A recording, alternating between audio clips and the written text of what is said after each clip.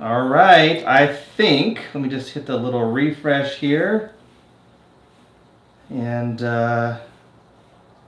yep, we're live. We're good to go as I can see that my pictures are off balance here. All right, well, how's it going, everyone? Hope you are doing well. Thank you for joining Dean and I for just kind of a fun, impromptu live stream. We had a lot of fun doing it the other day, and thought we'd do it again. So Dean's back in town. Yep. Came in a couple days ago, I think. A few days ago. Yeah, a couple days ago.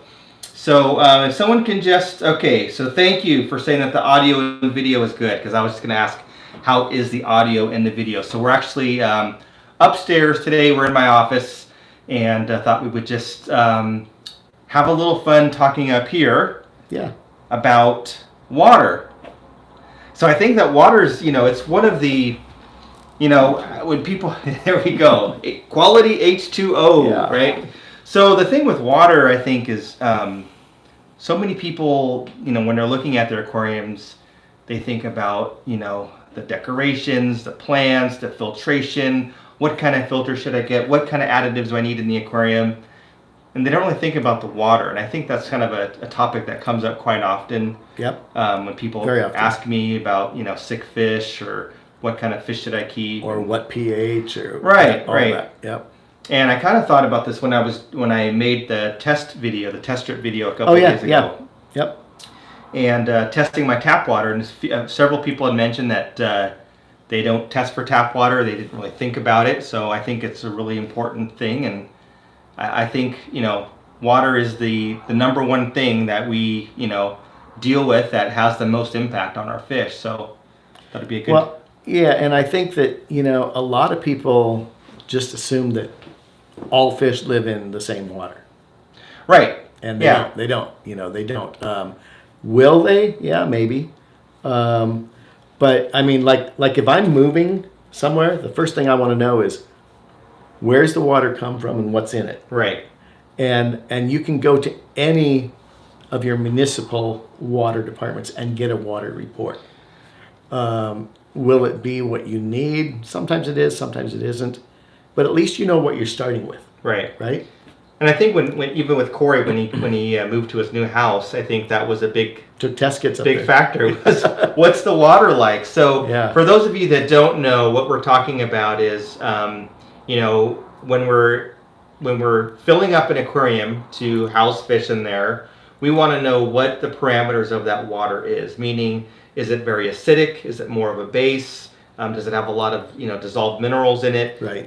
Does the city or county or whatever, do they use chlorine or chloramine? Is it well water? Is it coming from a reservoir far away? So many things to think about, and that kind of determines for a lot of people what kind of fish you either can keep or should keep. Maybe. Or should, right. Yeah. What's the ideal fish for your water? I mean, it's like you mentioned chlorine and chloramine. So in my water, it's treated with chlorine. Right. But it's so minuscule amount that I can hardly measure it. So a lot of times I don't even use a dechlorinator. In your water, you have chloramine. So you have to be a lot more careful. I'm actually jealous of people that have chlorine, because there's so many different ways of getting rid of it. Obviously, you can use a dechlorinator, like Complete or Safe or something, but you could gas it off. Yep, gassing it off works overnight easy. Yeah, and then, or running it through some resin or some carbon blocks and stuff like that. So, and I think that can be done for chloramine, but it's just more difficult. Yeah, I think the difficulty is you have to upscale so much percentage to remove first you got to break the chloramine bond. Right. And then you got to remove the chloramine. So it's more of a two-step process. Yeah, and then making sure that you're not left over with a bunch of ammonia, which is part of that chloramine process. So, but if you know what you're starting with, then you know what you can do, where you can go, right? Yeah, and I think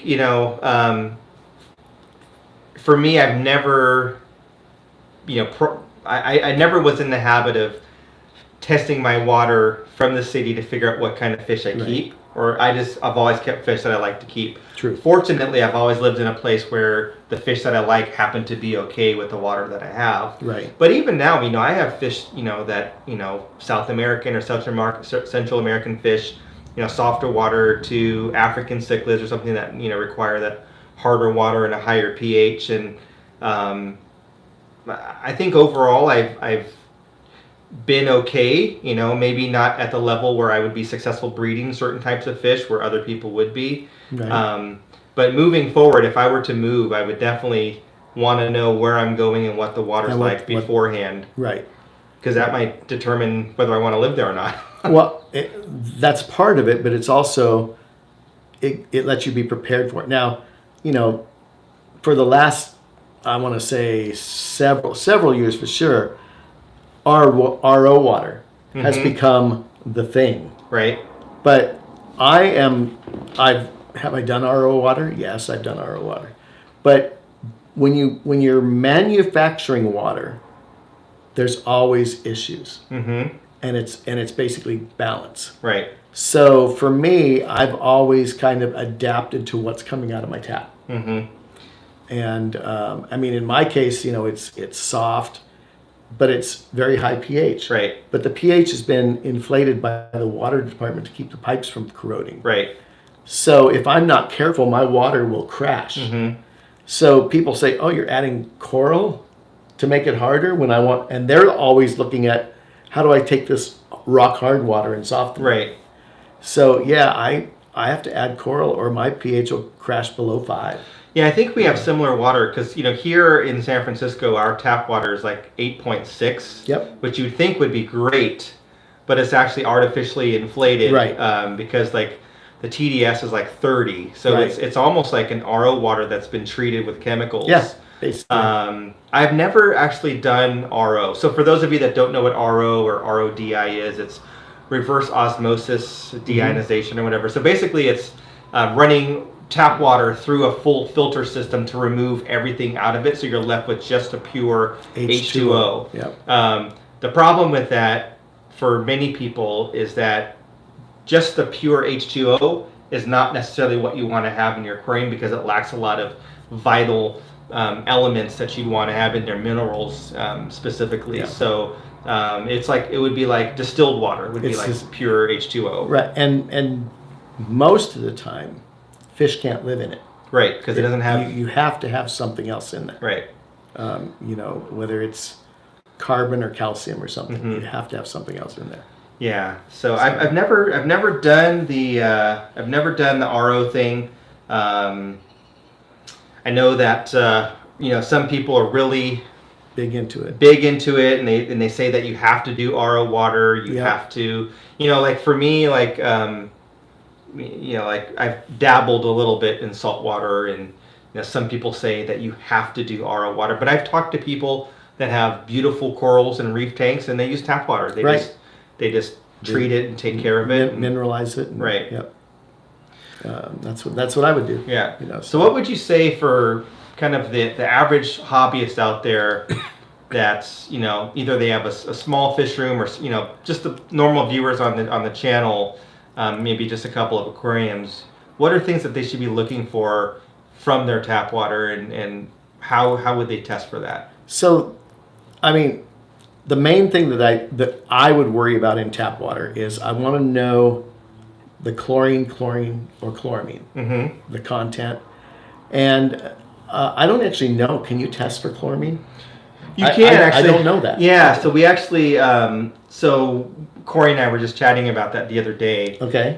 Because of his test strips. So the manufacturer of those test strips says that it doesn't test, it's not made to test for chloramine. Okay. I did a test on it, and it registered as green, showing that there was chlorine. Wow. Because chloramine still has chlorine in it. Yes, it does. Right. So it's an ammonia and chlorine bonded. Right. So, and also I've tested with some of the other master test kits for chlorine, and it has shown. Okay. I don't know how accurate that is, and I don't know, because like when you're testing with a test strip for chlorine, right, you'll see how much chlorine is in there. Right. Or I don't know if I don't know how accurate that is. So. I always overdose on dechlorinator anyway. Most people do. Yeah. So I look at so chlorine or chloramine is the number one. Then you want to know what's the pH coming out of the tap. Yep. What is that? Is it high? Is it low? Most municipal water supplies, it's going to be above 7. And that's basically because they're trying to protect their pipes, supposedly. Right. And then you're dealing with your hardness, you know. Now, hardness does vary because I feel like most fish will adapt to hardness. Sometimes it takes time. And when I say most, I'm not saying every single fish. Right. There are fish that need minerals in their water. There are fish that don't. So I try to keep fish that work with the water coming out of my tap. Right. Because I don't like the quote, making water. That's not saying that you can't make your water, but to make water, you need to have a big enough container that would handle all of your water changes at once. Right. You know, so. Yeah. So, and when we're saying making water, that's basically taking the water that you have available and altering it to be at that specific parameter for the fish that you want. So if you live somewhere where you've got very hard, you know, high TDS water coming out of the tap and you're breeding discus, you might want to have big vats of water where you can, you know, bring that down and soften it up a little bit or something like that. But we actually talked about making water. I'm not a fan of making water either. I basically like to run water straight from the hose in my sink to the tank, right to the tank, and add the dechlorinator. And I do use, you know, I'll use buffers. I'll add, you know, minerals. I'll add some marine salt or some cichlid salt. Right. I do have aragonite or crushed coral in those aquariums that need them. And when I test it's all very stable and it's doing well. And I don't like chasing numbers, and I don't want to create more work or stress for me.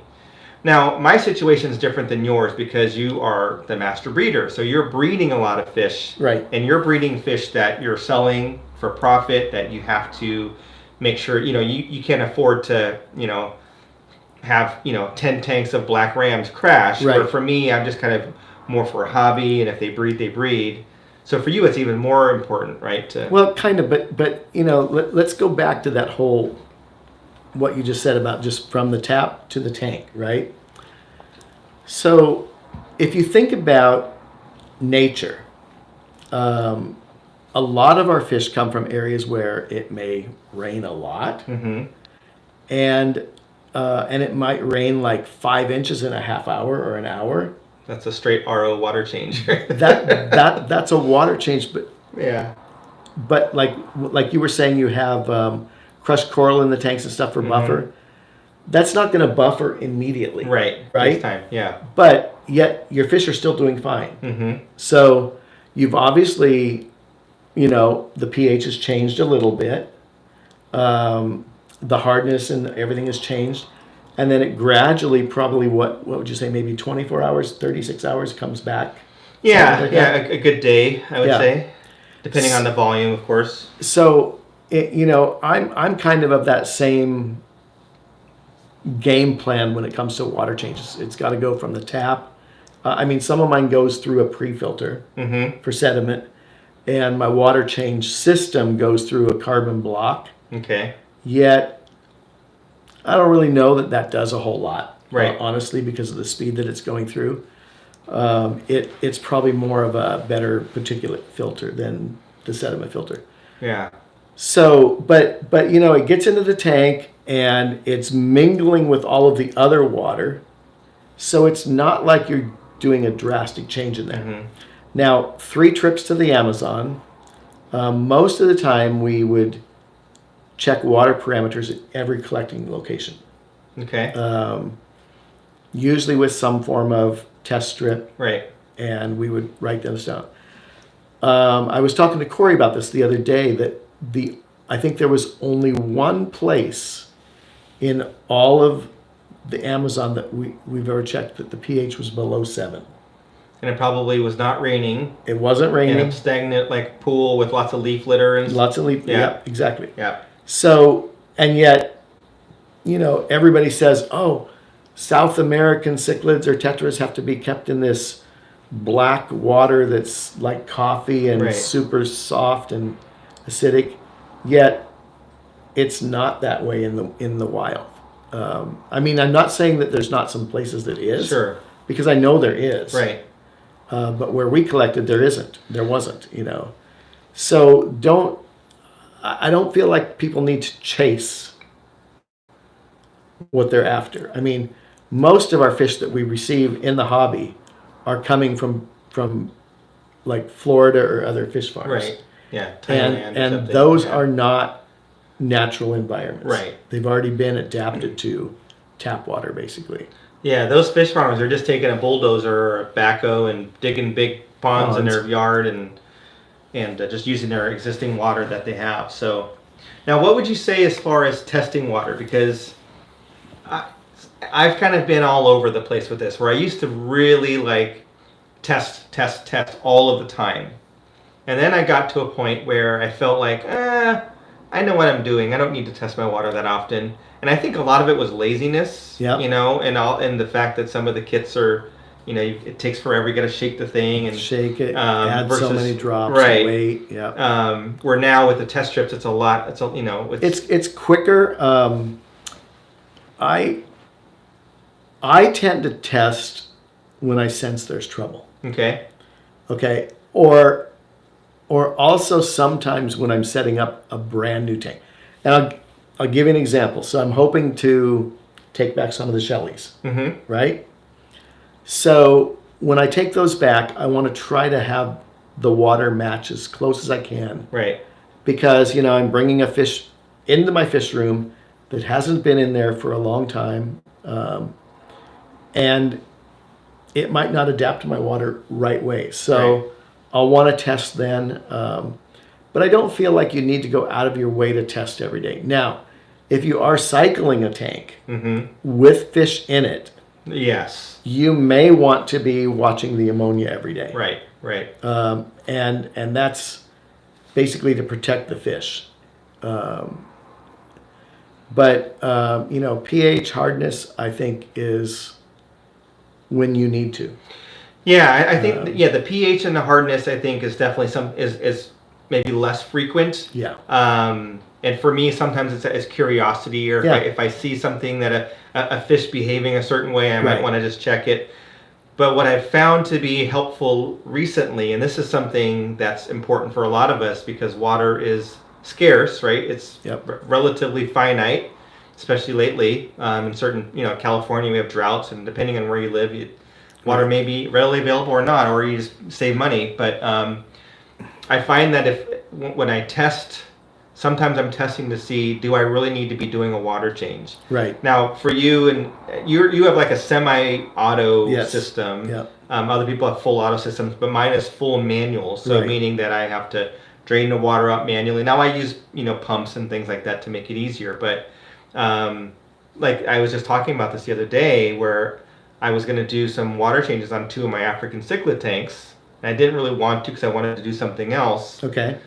Tested the water and the nitrates were relatively low and said, well, I don't need to do it today. You can wait a couple of days and I'll check it again. So it saved time and water and money. And Yep. So I rarely test for nitrates. Okay. For me, it would be, is there ammonia in there? But there is a difference between that.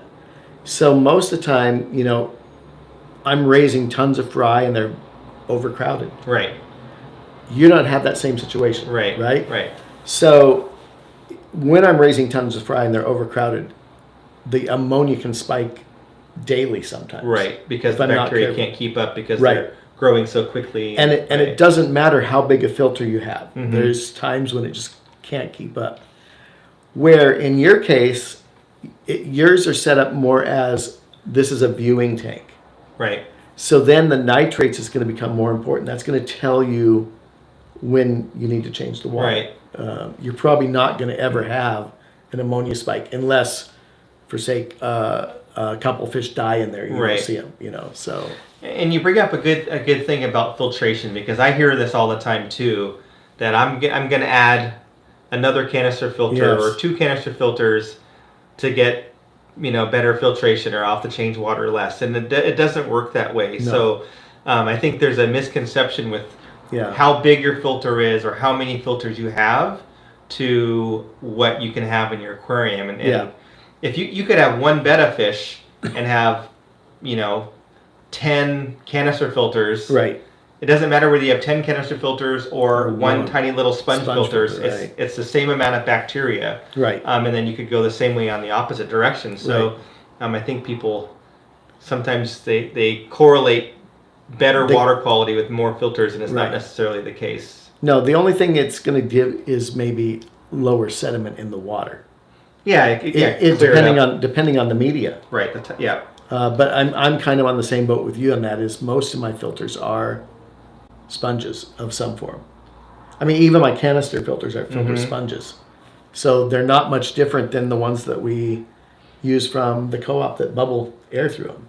Right. It's just that they're being pushed with a water pump. So right. So yeah, going back to the whole question of testing water, I kind of do it when I feel the need to do it now. If you're newer in the hobby, I would not say don't do it. I would say go ahead and test, because you're going to learn from that. Practice, observing your tank. If it's a planted tank, are the leaves yellow and stuff like that?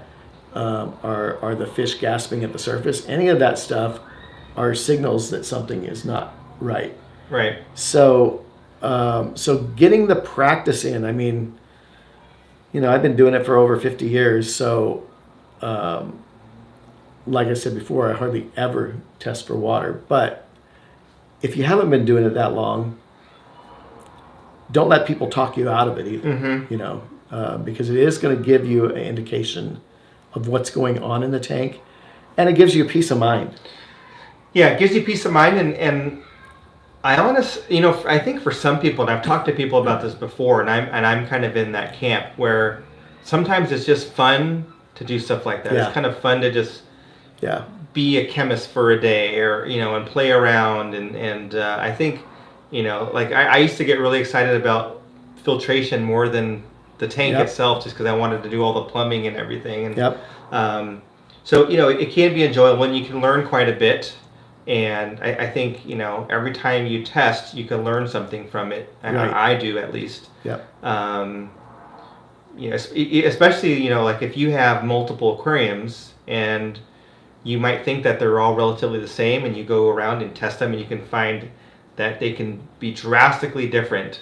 Right. Downstairs in my fish room with 20-something tanks down there, as I was going around and testing the water, obviously the pH was different based on what kind of fish I was keeping, but I mean the GH and the KH was way different in some of the tanks, where some of them were just like, it was like rock in there, which is what I wanted for those specific fish, and then others it was very very low on any kind of hardness. It was very soft. So it was interesting just to see that without having done a whole lot. Yeah, and it literally just about 3 months ago, I had my fish room was overpopulated with fry, and I had set up a couple temporary overflow tanks in another room with just the smaller sponge filters, and almost they were all cycled and everything. But then I noticed that the growth rate was slowing down, and it seemed like I was getting more of labored breathing on some of the fish, and I tested the water. Yeah. And I hadn't put any coral in that. And what do you suppose the problem was? The pH was dropping. It was dropped so far that I'm like, wow, these fish are going to love a water change. Yeah. And so these are things that that the test will tell you, that if you don't know it intuitively, take the 5 minutes, take the half hour, whatever it takes, and test it. Yeah. So I agree. I just love the easy factor that the test strips have. Yeah, they're great. It's great. So we got a couple super chats. I just want to call them out real quick. So we got Wichita Falls Fishkeeper that gave us a $5 super chat. Thanks for the good content. You guys are my entertainment while I commute home. have a great live stream. So that's awesome. Hopefully you're just listening and eyes on the road there. Fish Tank Barn got $3.99, and it looks like it's a little beverage or something. So thanks Mike for that. And there was another one here from Benjamin Keat, a 1 pound, must be from the UK. Probably UK, yeah. Super chat. So thank you very much. For those of you that want to ask some questions of us, we will answer some questions. Obviously, we're not going to just sit here the whole time and talk about water. Just make sure that you put at Tazawa Tanks. That way it'll pop up orange, and I can read the question without having to hunt too much. So maybe we'll get into some questions for a little bit here.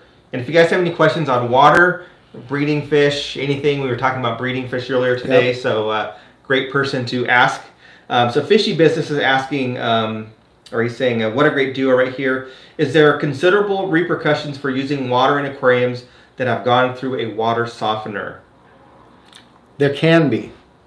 And because water softening almost always puts excessive sodium back into the water. That's how it works. So you do have to be careful about that. It's not like, I mean, I've lived in a household where all of the water, no matter what, went through that water softener. Yeah. Didn't have a choice. I ended up taking that back through a carbon filter that helped to pull the sodium out. Right. I mean, years ago they used to sell these water softening pillows, which was basically that same resin in a filter bag that you'd put in your filter, but it would just add sodium. Okay. So not a good idea, but it can be an issue with aquarium fish. Yeah, and for fish and plants, maybe invert. So unless you're keeping fish that need that extra sodium, brackish water or something like that. Yeah. And even then, it's not the same kind of sodium that you want in your aquarium. So I've never actually lived in a home that had a water softener. So I've never had that experience. And for me, if I did, I would want that hard water anyway for the fish I like to keep. So I would yank that thing out and just deal with, cleaning the bathtub or whatever with the lime scale or whatever. Right. So yeah. The other thing is a lot of houses that are on water softeners, they may also have other filters in there, like they might be filtering out phosphates or sulfurs. So you have to know what is that, where's your starting point and where's your ending point, and you want to basically have aquarium water when you're done. Right. So Preston John has a question here about water. It says, Mr. Master Breeder, what water do you use for paramecium cultures?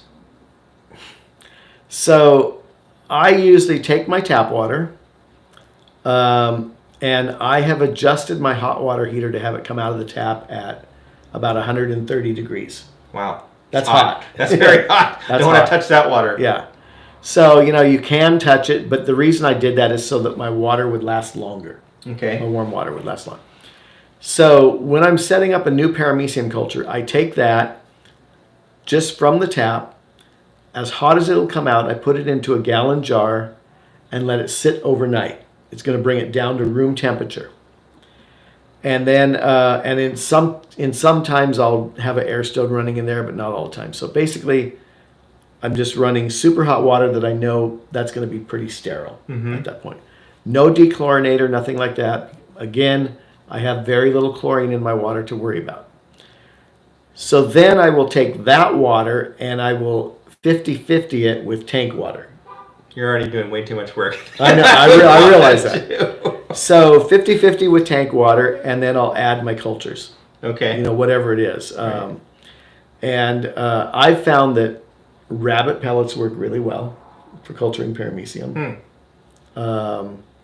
I mean, literally the type that you feed a rabbit. Right. They're pretty much vegetables. Alfalfa, a little. Yeah. Romaine lettuce works really well.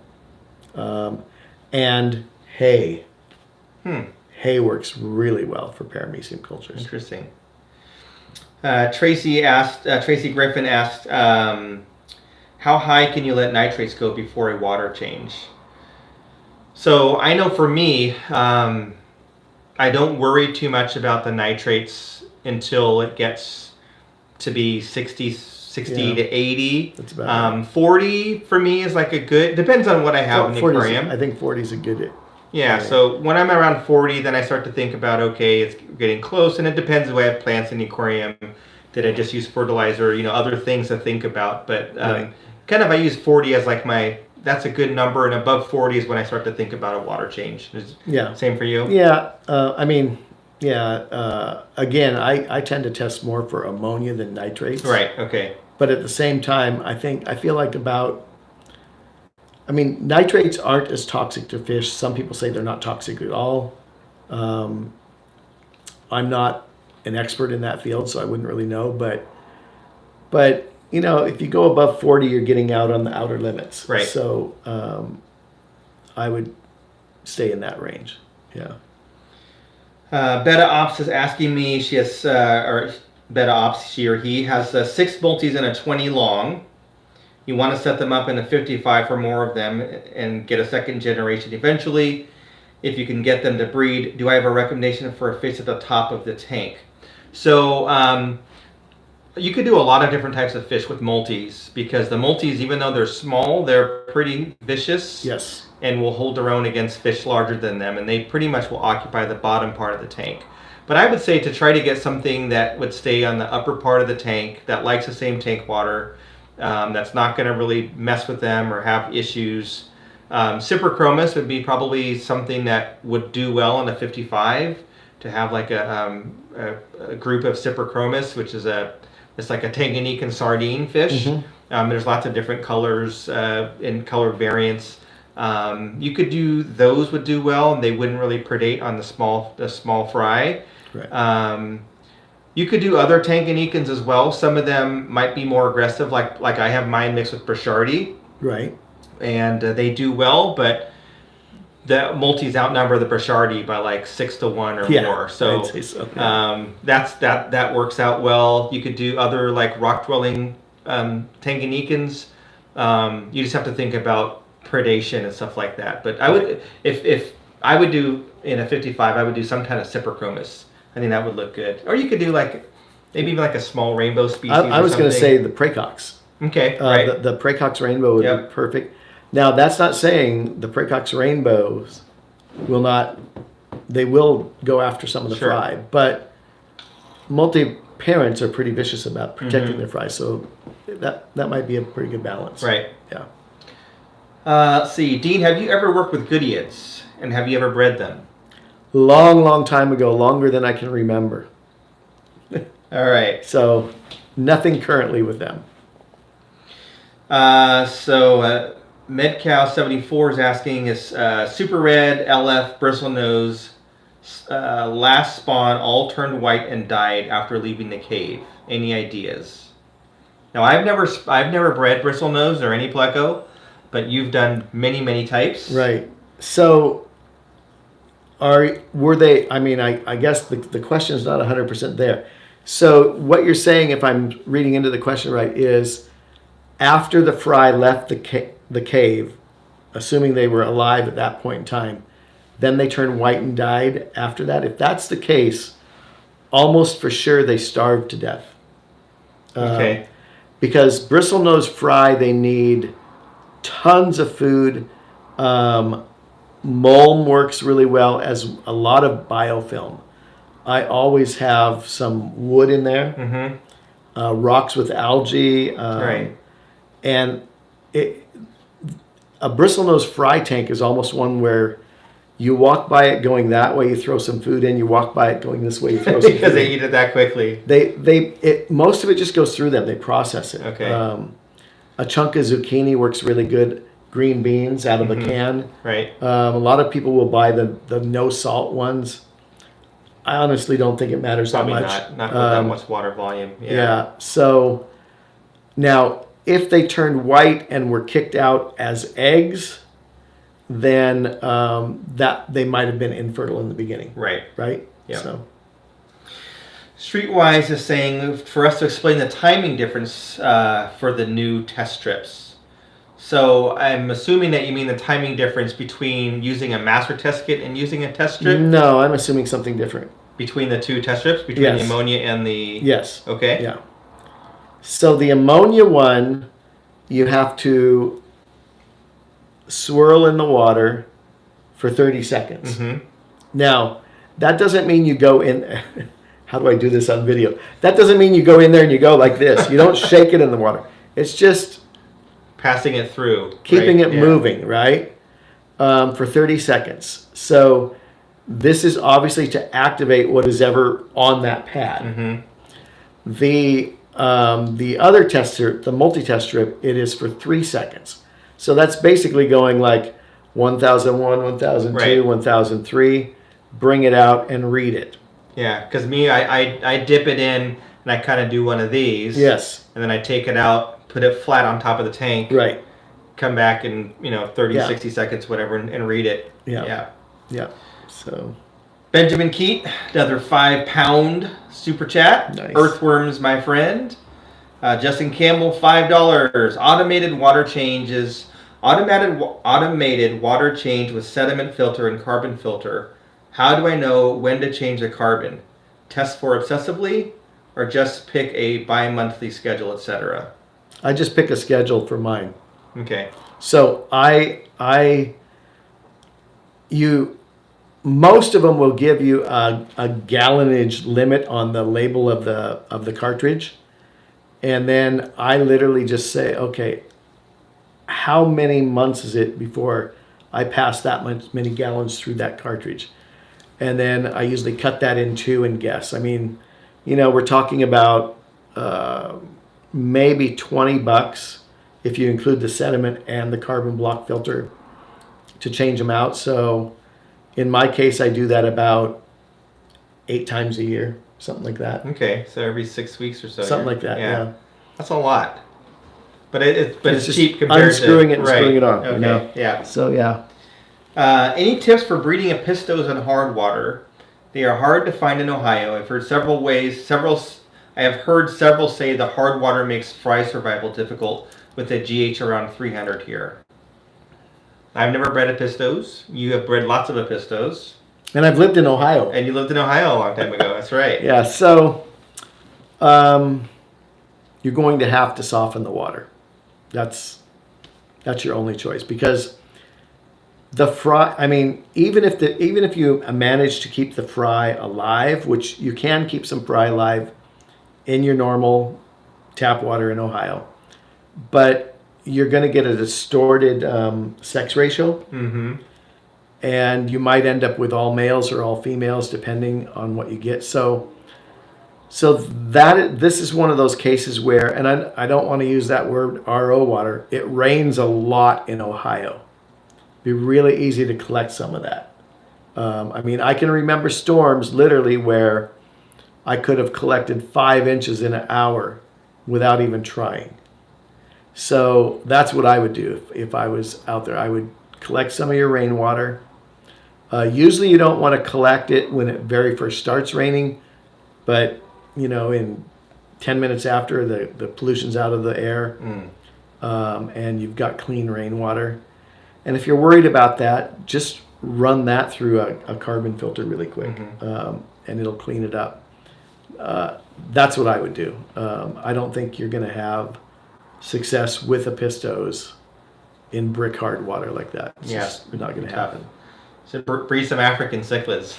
I was going to say that, shell dwellers, shell dwellers, or the Brichardae, or there's so many cool ones. We were just looking at a whole bunch today. We went to a fish store today and checking out some cool fish. Monica WG is asking, I've heard that temperature change may trigger breeding behaviors in Ancistrus.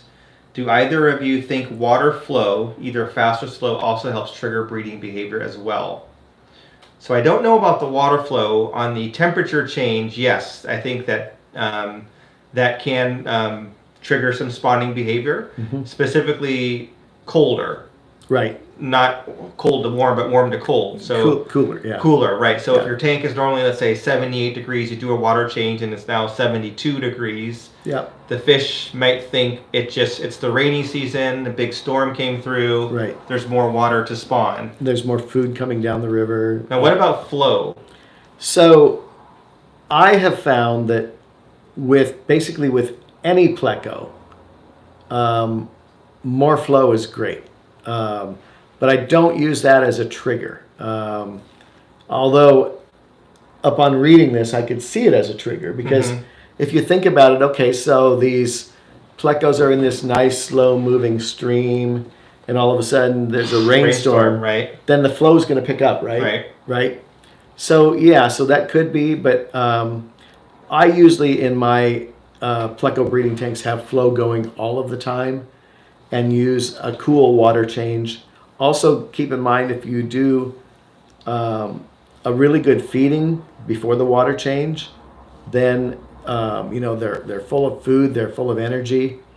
And if you follow the weather at all, I've also found that the low pressure right before a rainstorm combined with a water change works really well for me. Interesting. I didn't know that the fish... They can feel that pressure. They can feel the barometric pressure change. That's interesting. It works really good with Corridors also.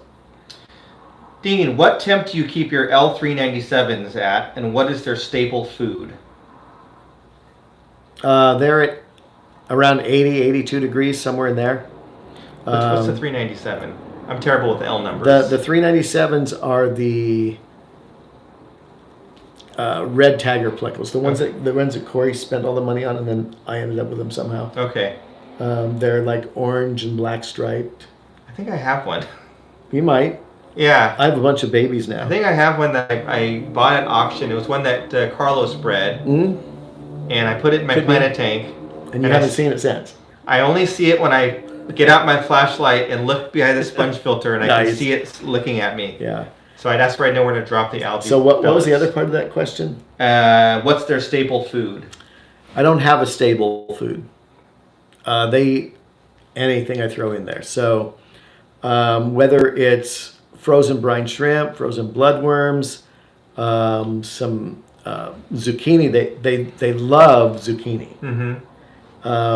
Not as much keen on green beans, although if I leave them in there long enough, they will eat them all up.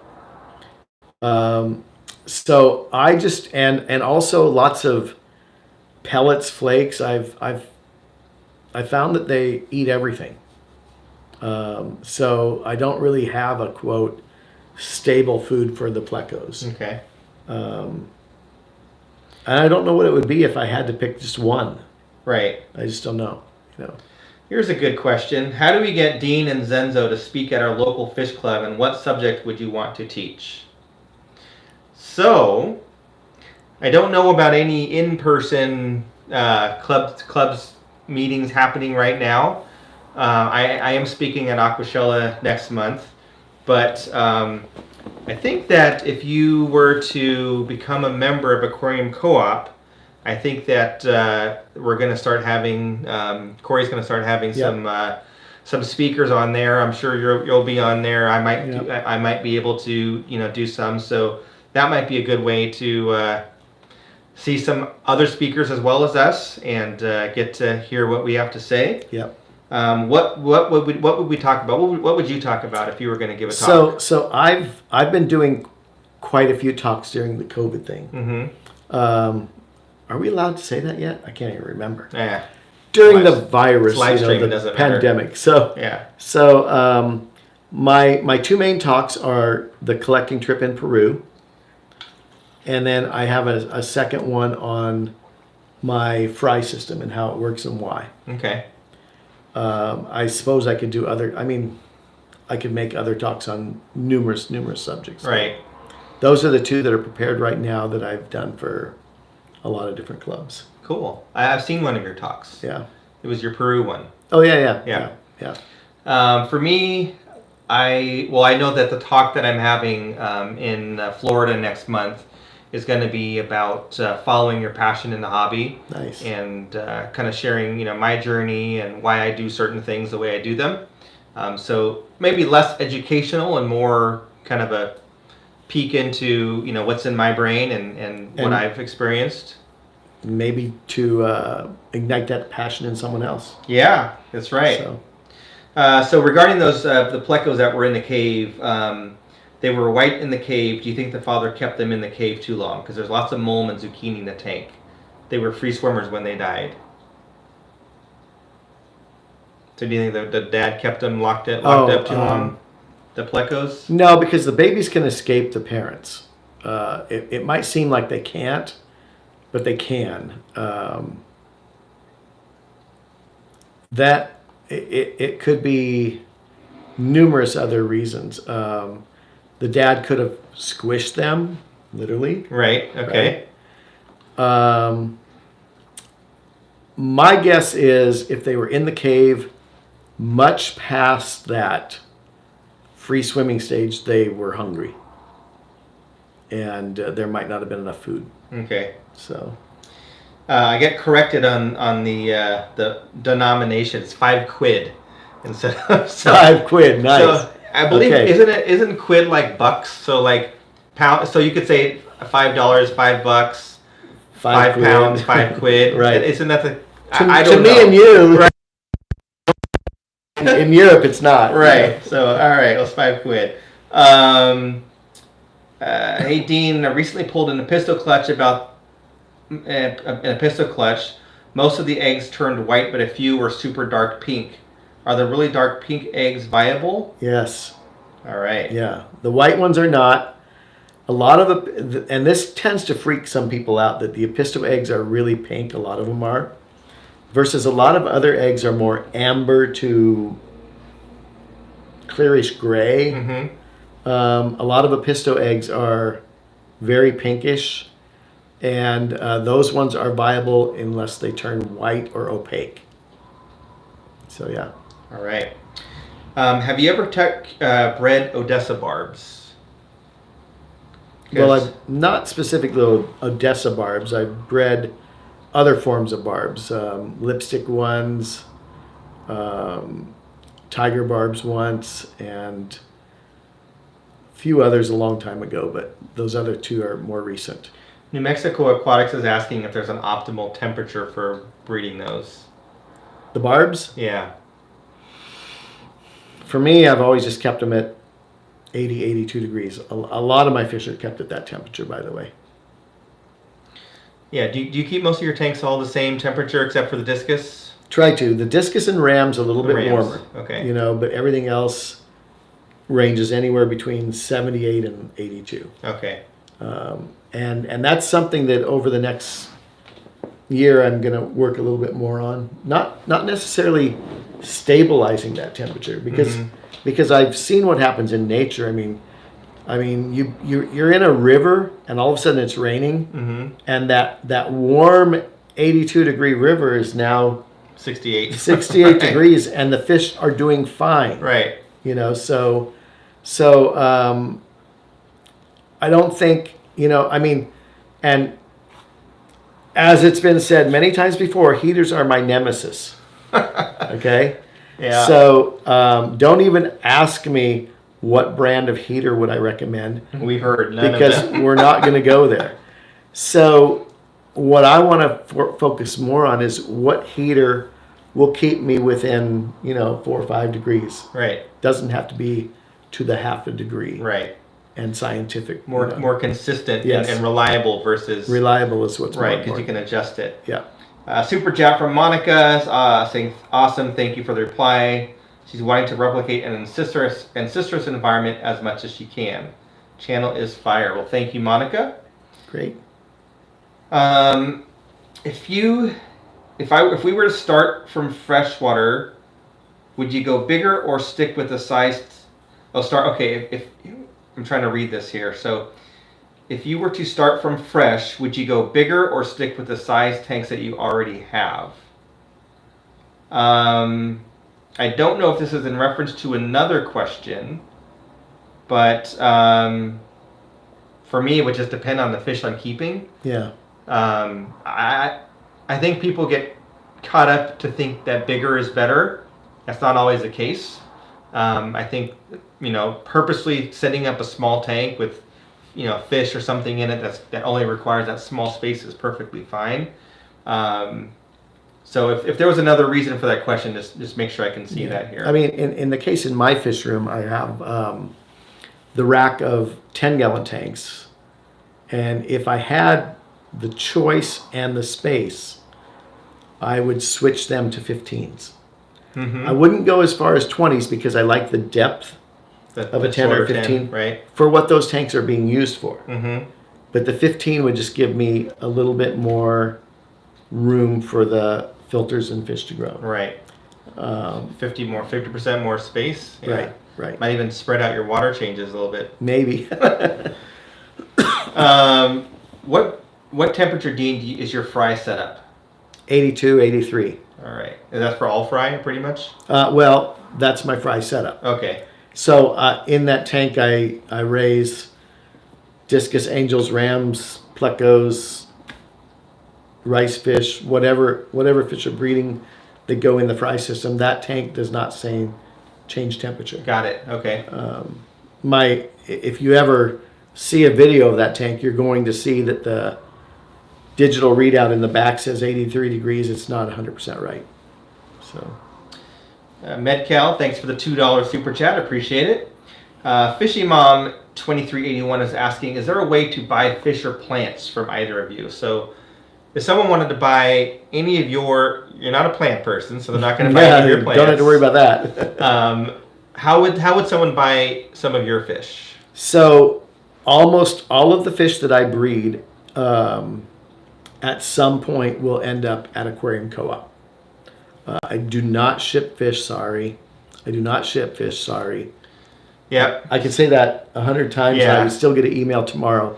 Do you ship fish? No. I don't ship fish, I'm sorry. But I sell a lot of them to Aquarium Co-op.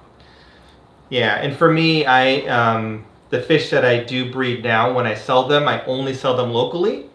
And I don't ship fish either. Now, I've tried shipping fish in the past. Yep. Some of you may have received fish that I've sold you before.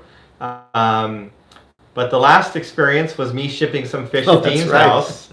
And they didn't make it. And it wasn't my fault. Well, I guess it could be my fault because I didn't pay for the extra overnight or whatever, the guaranteed next day. But I bet they would have sat anyway. Yeah, but basically the carrier dropped the ball and they were sitting somewhere for 2 or 3 days and the heat pack got cold and the fish died. So I'm not a fan of shipping fish personally. Just it's a hassle. So That said, if you want to ship me fish, I'm fine. And I got to say, years ago, actually before shipping was really popular, we would go airport to airport. So you go to the air freight at the airport, right? Mm-hmm. And I used to take boxes of discus 4 or 5 nights a week, and it gets old really fast. Yeah, for me, it's just a lot of work for not a lot of money. Right. So, if I were to sell someone $50 or something, and then, it's going to be $30-$40 shipping depending on, and because I'm just a regular guy that doesn't have a shipping program, right, I'm paying the full retail right. shipping price versus you buy something from someone who ships fish every day. They have a deal with their carriers and they can do it for much cheaper. So. Right, and also it's like, again, you kind of triggered this in me, is like, if I'm going to take the fish to the Aquarium Co-op, they're going to say, bring me 100 of those. Mm-hmm. And a normal person is going to buy 8 or 10 maybe, so I'm doing the same amount of work. It might not seem like it to you, but to me it's the same amount of work. So I don't do it anymore. So it looks like the Greater Salt Lake Aquarium Society had their first club meeting last month. So that's awesome. Cool. In Utah there. And that'd be cool. I've been to Salt Lake quite a few times. That would be a fun trip. So Fishy Mom responded, and she goes, "How would one ship fish plants or food or aquascaping tools to either of you? What is your way of contact?" So you said they could ship you fish. Sure. Do you have? You have to have something that I want. Yeah. You don't want to just collect things. So you can, if you have something that you think Dean would specifically want from you, you can IM him on Instagram, send him a DM, and that's at Dean's Fish Room. Right. And you can reach out to him if you want to ship me. And that's at Dean's Fish Room. Right. And you can reach out to him if you want to ship me something. Same thing. Like hopefully it's something that I would, I'm capable of taking care of or want to have. My mailing address is below all of my YouTube descriptions. Okay, I guess that we're having an audio issue. We have a loose cable that's affecting audio. We do. Do we? Well, I don't know. It looks... I don't think so. I think it looks pretty good up there. All right, I'm getting like a little buffering thing on my... I wonder if it's the internet here. So, someone doesn't like my lamp. I'm guessing that they're looking at this lamp here next to me. I like that lamp. I've actually had this lamp since I was a little kid. Is it actually silver? I think it is, isn't it? Or sterling at least? I don't know what it's made out of, but this lamp is... it's been around as long as I can remember. And I actually took it to a lamp shop and had all new insides put in it because I wanted to have this lamp. So it's maybe other people don't like it, but it's near and dear to me. So okay, so we had a buffering problem for a minute. Yes, the shade is too small. I need a better shade. All right, looks like the audio problem's gone away. Okay. Good. All right, now people are talking about the lamp. So definitely, so I'm not a big live stream person. I think I've done 3 live streams in the past 2 years, and 2 of them have been in the last 2 weeks. 2 weeks or 3 weeks? 3 weeks. So other than that, so we are live streaming on a cell phone, an iPhone. Right. So if we do this more often, I probably should take one of my cameras and get it set up on a computer and do the whole capture card or something like that. But we're not that sophisticated there. So not yet. But, not yet. If I keep coming down here and harassing him, maybe we'll get... Yes. So Andy Dick is asking, would adding 3 Geophagus Tapajos and a Severum to my 6-foot 150-gallon that has a black ghost knife and 3 electric blue Acaras work? So 6-foot tank, 150 gallons. He's got a black ghost knife and 3 blue Acaras. Could he add 3 Geophagus and a Severum? I think that would work, providing there's enough territory. Mm-hmm. So when I say territory, I mainly tend to talk about line of sight. Right. So if there's a way for these fish to get out of the sight of each other in case there's aggression, you would need to provide some of that, whether it's hardscape. Actually, it's got to be hardscape, doesn't it? Because Geophagus are going to tear. They're going to tear everything else. Yeah. So yeah, I think tank wise, and that is assuming one other thing, that it's adequately filtered and you maintain a good water change schedule. Right. Yeah, I think the ghost knife would probably be fine. The 3 Acaras would probably be fine. The Severum, depending on the Severum, could be a little bit... Yeah, that depends. Nippy. Yeah. And the Geophagus, for me, I would probably want to do more than 3. But... Yeah, I got some more if you want more. Do you? No, but I don't ship fish. You don't ship fish, yes. You've got some beautiful ones in your aquarium here. Yeah. Dean, how can I breed plecos and how to define gender at the local fish store when they're small? You can't define the gender when they're small. You're guessing.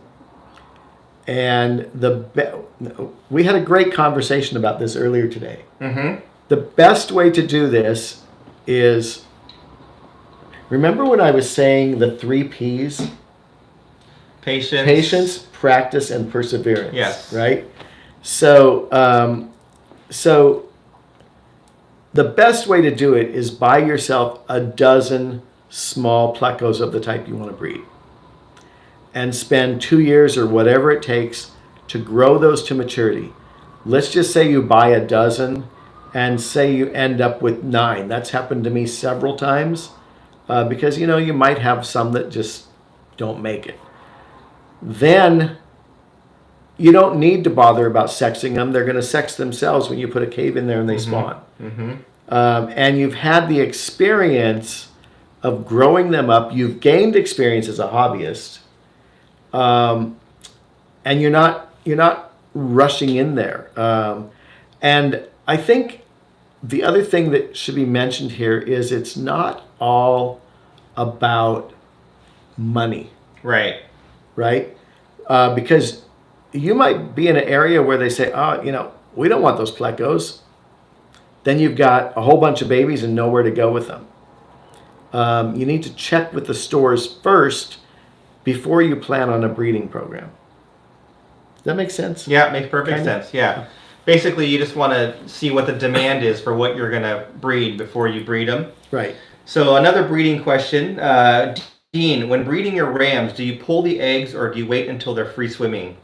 Both. So sometimes, there's sometimes when I know that the pair is going to eat the eggs, I will pull those eggs. And then there's other times when I know they're going to watch them, and it's an intuition thing. It's like I don't talk to that pair and say, "Hey, are you going to watch those eggs?" No, it's just an intuition thing that you just know that this pair is going to watch those eggs. Maybe they're in a tank by themselves, and then I can pull them after they're free swimming. In terms of work, it's far easier if the parents do it, but your number of saleable fry go down, in my case anyway.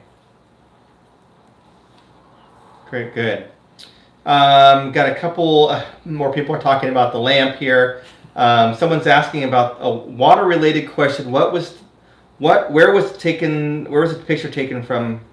So this is actually from Amazon, and you can't see the whole thing, but it's 3 pictures of it's the shoreline in Kauai. So I've got 3 different kind of paintings in here. They're all Hawaii related. So it's on Amazon for like $70 or something like that. A couple people, Michael Phillips and Distortion Bristol, saying that they love the stream. They love having you on the channel. Cool. So thanks. I think someone asked me how much I pay you. A fortune. Earlier on. I feed them. We had a nice lunch today. We did. It was really good. Over by the fish store. So Andy Dick, talking about that tank, says he's got lots of big rocks for line of sight blocks, and he does 50% water changes. He has 4 sponge filters and a smaller canister. So it sounds like you've got enough to manage. Yeah. Just watch that Severum. That would be the one I would say. Yeah. How are Bristol's for breeding in super hard water? I breed angels now, but have to mix my well water with 50% distilled water to get viable eggs. I would do the same with the plecos. Although a lot of people do have very good success with plecos in hard water. Bristol knows plecos, not some of the L number plecos. Okay. But if you're already doing some water for your angelfish, use the same water for your plecos. Yeah, I would say that's probably perfect. Another question for Dean. How can I spawn rams? How can I spawn rams? That question could be a whole live stream in itself. Okay. So next topic. But again, I want to go right back to what we were talking about. Must have been over lunch because it was a good conversation about buy a group of young ones and spend the time growing them up. Rams are not the easiest fish. They're not the hardest fish either if you take care of them well. And get the experience with growing them up. You will lose some on the way, I can almost guarantee you, with rams. and then let them pair off by themselves, and hopefully you'll end up with a good viable spawn. Yeah, I think we were talking about breeding fish earlier today, and I think we both agree that it's better to kind of buy the fish young, let them do their thing, and enjoy them, watch them, learn from them, as you keep them, versus like specifically buying, like, I want to buy this pair and I want them to spawn for me so that I can get rich by selling all the fry or something. And 99% of the time it never works out that way. Right. So better to just buy the fish that you enjoy keeping, and if you want to breed them, then buy a few. And I think there's the way the math works, like when you buy 5 or more, the odds are very high that you're going to have males and females. Right. So all right, let's see here, another question here. What's your favorite type of filtration? Just switched from HOB to sponge filters, and so far I'm loving it. So you go first. My favorite type would be some form of air-driven sponge. So in my case, and now I do use some canister filters, but almost all of the canister filters have a sponge on the intake. Mm-hmm. So I'm cleaning that sponge, and I might only clean the canister a couple times a year. I do use some Matten filters, which is a full sponge across the tank. And then I use a lot of just the aquarium co-op type sponge filters. Yeah. So that's my favorite type. I mean, I've been using sponge filters for, how old am I? I'm old. For that 29. long. For a long time. I would agree. I would say it's a tie between sponge filters and sump filters. But I would 9 out of 10 times choose a sponge filter for cost and ease of use. I think I only have one sump now for 30 tanks, and I love it, but I like sponges. Which tank is the sump on? It's in the Oscar tank in the living room. Okay, so what's the media in there? Sponge. Sponges. It's full of sponges. Yes. So that's what I'm saying. Yeah. My canisters are pretty much full of sponges too. Right. I mean, I do have some other media in some of them, but that just seems to be the filter of choice. So. Building an auto water change system. Anything that are any do's and don'ts. Currently deciding on plumbing for RO versus tap water. So to build the system, and keep in mind we've just been working on this system, or I have anyway. At Corey's.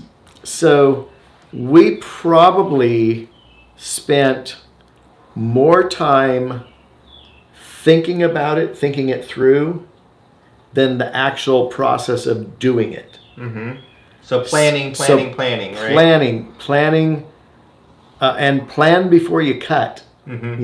Yeah, measure twice. I mean, we talked, Corey and I probably talked about it. Even when we got there with all the supplies, we started like, okay, this is what we thought was going to work, but let's do it this way because it's going to work better. Mm-hmm. And in the one case, we found out that the small diameter pipe that we thought we were going to use didn't work. Was it noise or it didn't put enough water out? Oh, water, I meant. Okay. So, and yet in my fish room, technically the same idea works flawlessly. Right, because of scale. So yeah, it's like, plan it out really well. Watch lots of videos. I'm up for hire. That's right. Fly you there, build your fish room. That's my best take on that is plan more than you do. Here's a question. It's a good one. If you were to keep one type of fish for the rest of your life, what would you like to keep? Jeez.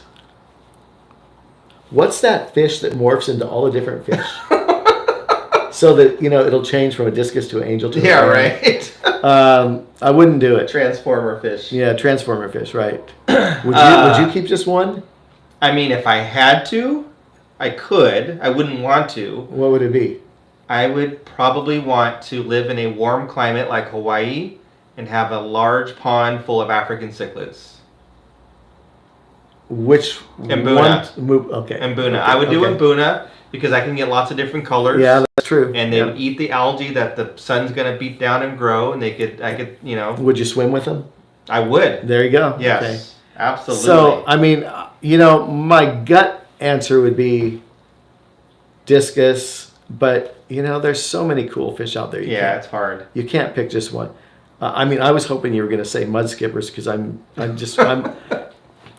patiently waiting for Zenzo to be the first one that I know to breed mud skippers so I can have the fry. It's not going to happen. It might. You can just go to the wholesaler and buy some for you. Let's see. Preston John is saying we should go down to Arizona and do some wild fish catching. I agree. What wild in Arizona? So, what kind of fish are in Arizona? Well, it's not a matter of catching them and bringing them home. It's catching them would be fun. The fun part. Yeah. I mean, there's got to be some cichlids down there, doesn't there? In Arizona? I don't know. Like some of the Central American stuff that made it up there, or maybe. Preston could tell us. Yeah. He's usually pretty intelligent, I think. Sorry, Preston. All right. So but that would be fun. I'm up for it. Dean, how many tanks do you have, and what fish do you keep? Well, I would say that the easier answer is Aquarium Co-op just made a video that came out. That's true. 2 or 3 days ago. That's true. And most of the tanks are in there, and you can get a kind of a full. It's a different kind of tour that you've never done before, which I haven't done that tour. It was fun to do that one. It's about a 20-minute video. You can check that out. Because a lot of times, I mean, whether you guys know it or not, we have been very careful during this whole pandemic, and they haven't been over to my room a lot. Mm-hmm. And so making one was this was really fun. I hadn't had Jimmy over there for a while. Jimmy's a great guy to have come over and film your fish room. Mm-hmm. And I have somewhere around, I don't know, 60 tanks, and I keep lots of different fish. I think my favorite part was when Corey opened your shower door. I can explain that. I know. There's lots of failed experiments in there. Yes, yeah, we saw mostly plant related. Yes, yeah. Dean, how often do your air pumps need repairing or replacing? I seem to have more problems with air pumps than anything else. So in my case, I'm running the linear piston pump. So one of them runs my whole fish room, and one of them runs out in the office area. Mm-hmm. And are they both linears? They're both linear air piston pumps. I have had a different vibrating type pump from Gemco, one of their vibrating ones, the commercial the diaphragm. Ones. Yep. Yeah, that was running the office area for a while, but it needed a kit. Mm-hmm. And at the same time, Aquarium Co-op was bringing in the linear piston one, so I just replaced it. Mm-hmm. It just made sense. Right. The smaller hobbyist type pumps, I've got a couple of them running here and there, and I literally just replace them when they stop pumping air. Yeah, like 3 years maybe or so? Yeah, something like that. Yeah. You know? I mean, there's always the latest, greatest piston or air pump on the market, right? So the linear piston pumps, I actually had a scare earlier in the year. Yeah, and then it was perfectly fine. It was perfectly fine. Right. Yeah. So I don't know exactly what happened. All of a sudden I was getting no air. I took it all apart. I put it all back together, and it worked like new. And I don't know what it was. So T-Bones Fishies is asking, how do I get tiger barbs to breed? I've never bred a barb. I know you've bred some. Yeah. So conditioning them is your biggest thing. You have to grow them to full adult size. You have to have males and females. They're pretty much a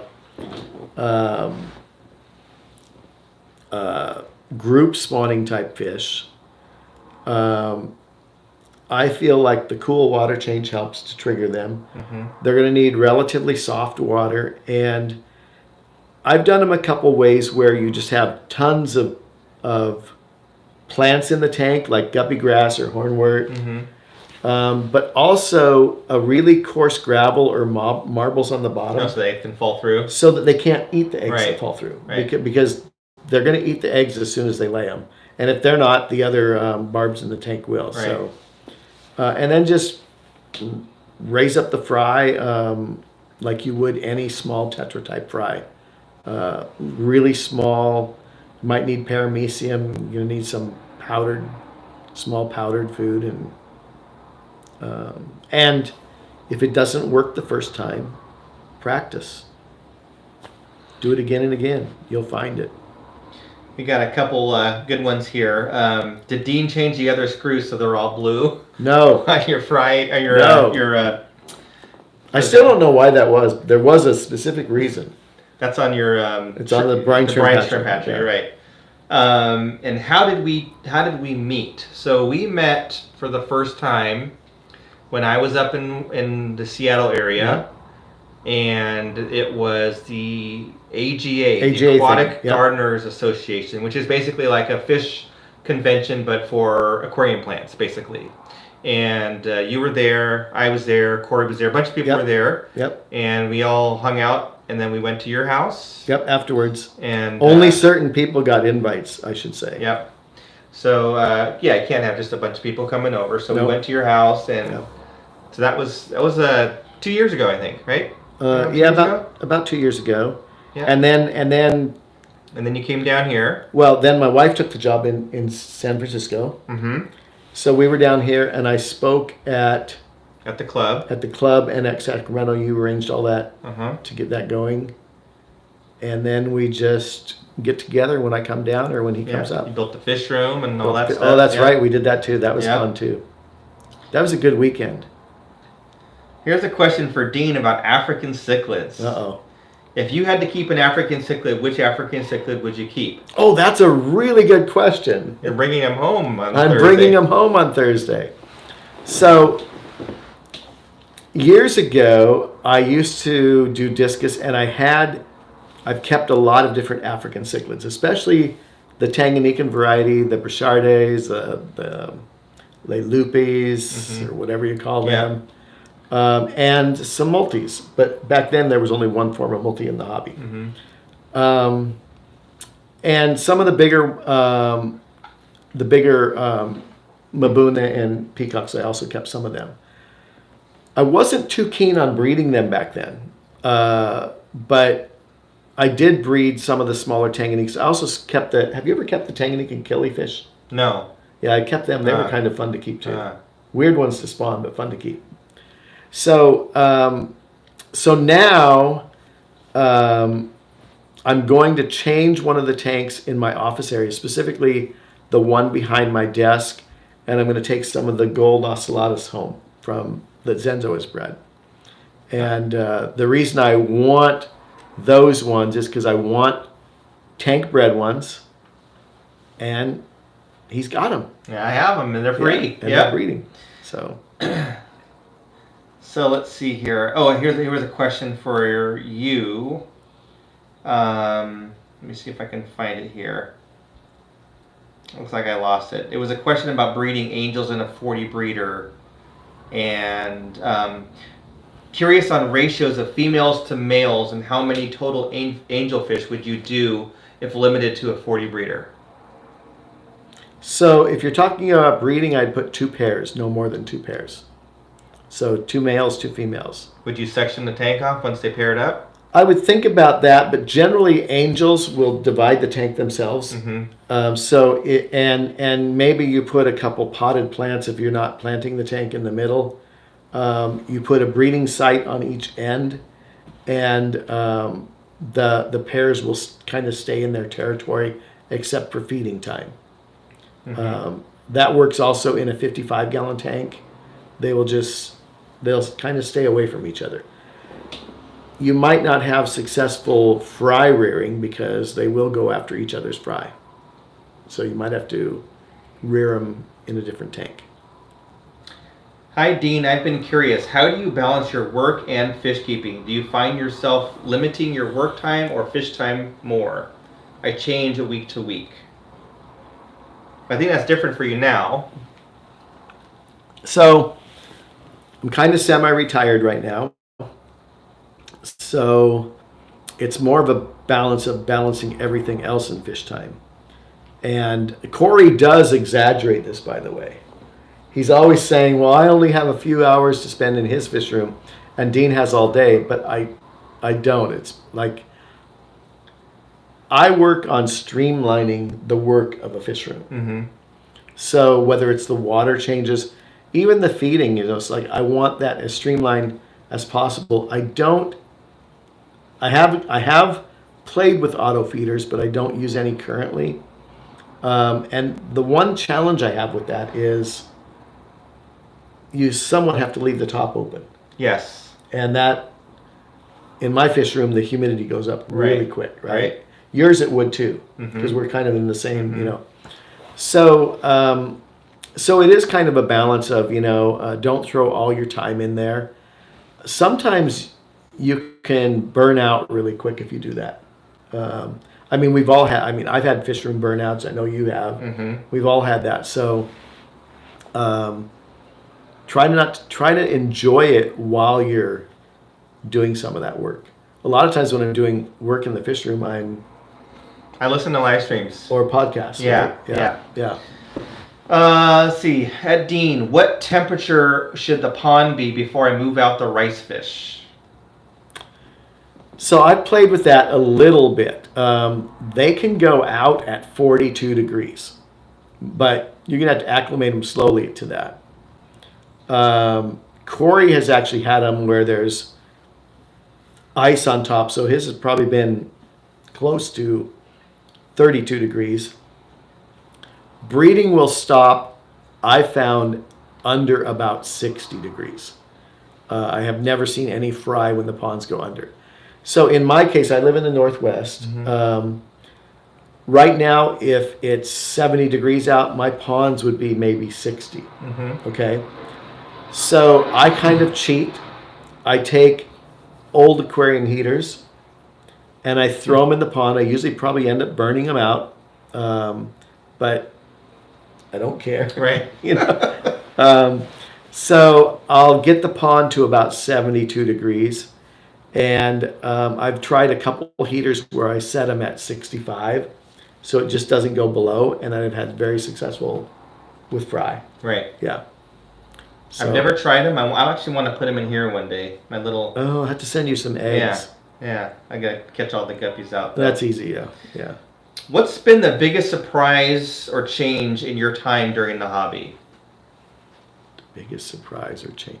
The biggest change. I don't know that I've had any big surprise. Oh, I did have a big surprise. I did about May of 2017.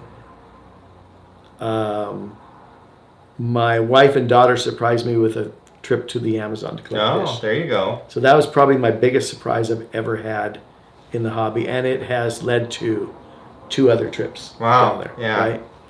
So the biggest change, I think, has been technology, not always for the better. Mm-hmm. And I can use 2 examples of that. I think in terms of filtration, other than the sponge filter, the technology in canister filters has got a lot better over the years. On the downside, I think technology has also hurt the hobby because everything now is being made offshore, and I come right back to aquarium heaters. I mean, I used to have heaters that would last me 15 years and function perfectly from the very first year to the end. Heavy duty wiring and elements, thick glass. Now it seems like a lot of equipment is designed to become obsolete. Well, that's how they make money. That's how they make money because they know if my heater burns out, odds are I'm not going to go back to the store and take it back and wait for the manufacturer to maybe send me a new one. I'm going to just buy another one. Buy another and throw it in the garbage, and throw the other one away. So from that point of view, I think that has it's gone downhill. But I also do believe that we've learned a lot over the years about keeping fish. You know,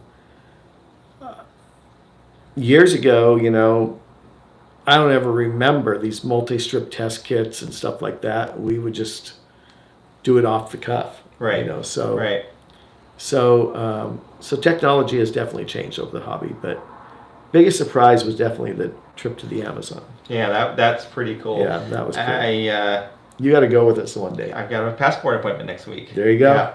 That's awesome. Shekels has asked about selling fish to the local fish store. So there's actually a series on Aquarium Co-op's channel. Mm-hmm. I think it's like 4 videos on breeding fish for profit. Right. And it covers all of that. It covers like, how do you figure out what to breed, and how do you approach the stores? How do you deal with, you have 100 angels and you've got to sell them to the different stores. So I would start there, because there's a lot of information if you're trying to breed for profit. Right. I mean, Corey and I have talked about that a couple times, because people ask, how did we meet and all of that? And I'm like, we met at a club thing, but then he started a shop. I never walked into Corey's shop and said, hey, I've got angelfish to sell. Right. I always talked to Corey in person before. Mm-hmm. And that was actually when he was in the shop. Nowadays, his manager, Robert, is running the shop. I will talk to Robert before. Right. And I never walk in and just say, I've got these fish for sale. I always say, what do you need? What can you use that I have? And some fish that I've bred, they're not interested in. Yeah, interesting. I've done the same thing, where I will, build a rapport, conversations with the store, let them know that I'm breeding fish and want to know what I'm breeding, and just kind of, have that conversation beforehand. Yep. But then I have fish that a lot of people want, like my shell dwellers, and some stores just are not interested in buying them, even though I have, dozens to sell them. So it just really depends on the store. And, even today I overheard he was asking you what you were breeding, what you have. Mm-hmm. So, they're checking. He's got a rapport with the store now. So they, they're on first name basis, etc. And so the owner or the fish buyer, the manager, whatever you want to call the person at the store, was checking with Zenzo what he has coming along. And that's the rapport that you want to develop. Don't figure you're going to develop it overnight. It's going to take a while.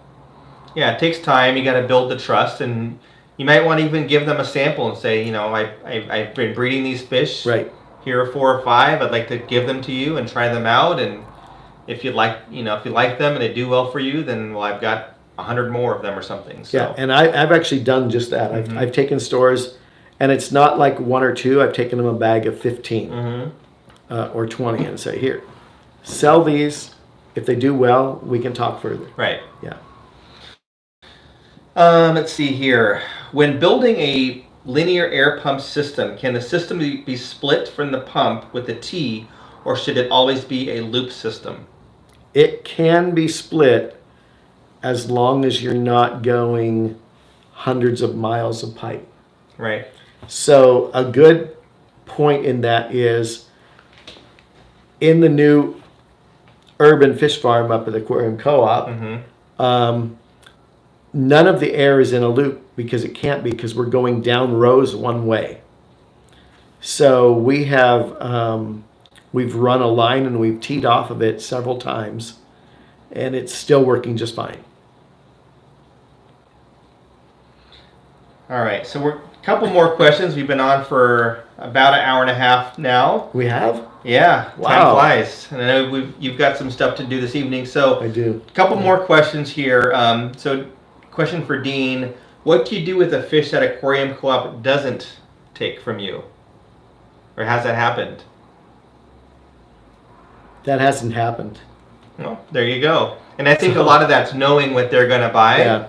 And so when you talk to Robert and and you know what they want, what moves. Yeah. You're not going to breed and sell African cichlids because they're not going to, right? So. Right. Although I'm going to get them to take the shell dwellers. Well, yeah, those would do well. They don't know it though. but going back to that, there is some fish that I have taken to Aquarium Co-op that haven't worked out too well, and we just don't repeat that fish. Right. Right. So. Yeah, I think a lot of times it's kind of trial and error. Yeah. Yeah. When will I visit the Ohio Fish Rescue? Hope I live stream when I visit. I don't have anything planned. I've only met them once at Aquashella last year. Well, not last year, but the year before last, 2019. I don't really know those guys, so nothing really planned. It would be cool to visit and see. It's a large operation with some really large fish that you don't normally see in someone's private collection, like 6 foot long arapaima in a swimming pool. Right. But nothing planned. But it might be fun one day. So, any last words of wisdom from you about breeding fish, water, anything? We started off with water, so I would say learn about your water. For those that want to breed fish, start with not necessarily fry. Start with a group and work from there. Mm-hmm. Don't go out and say, okay, I want to spawn. And believe me, I know you're going to see ancestral pairs for sale, and they'll come up on Craigslist or OfferUp or Aquabid. Buy the group of fry, grow them up. You're going to have better success in the long run. And we're going to do this again one day. So yeah, great advice. So wait, what do they have to do? They have to like the video, subscribe if you haven't not done so already, and hit the notification bell. That's important. Yeah. We got one last one. We got a super chat from Lonnie. It says, "Thanks for the stream. Awesome, great choice in guests." Well, got one of the greats here. Thank you for your time, Dean. Always a pleasure to see you in the videos. So, great. Thank you very much. And with that, thanks for watching, everyone. Don't forget to like and subscribe and share and all that kind of stuff.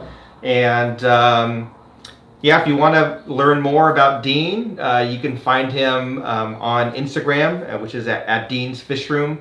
And also, he's always in Corey's video somewhere. Somewhere you'll find him on the Aquarium Co-op's channel. So, thanks for watching. Catch you guys next time. All right. Cheers.